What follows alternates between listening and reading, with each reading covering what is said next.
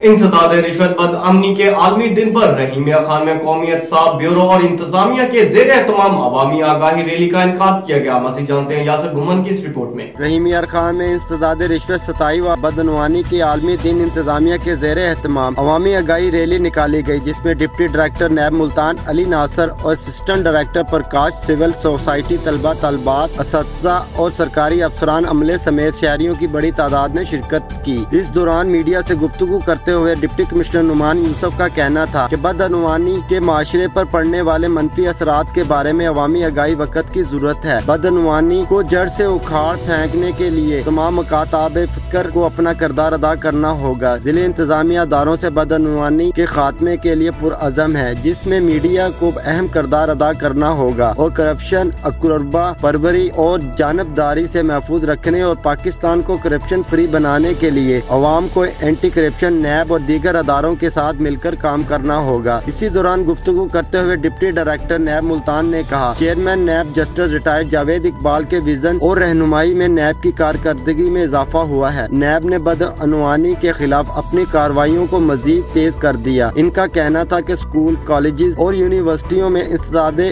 बदअनवानी के लिए तलबा की किरदार साजी पर नैब तवज्जो मरकूज किए हुए है। जल्द ही पाकिस्तान को करप्शन फ्री स्टेट बनाएंगे। कैमरामैन अदनान नजीर के साथ यासिर अली घुमन, राज न्यूज, रहीम यार खान।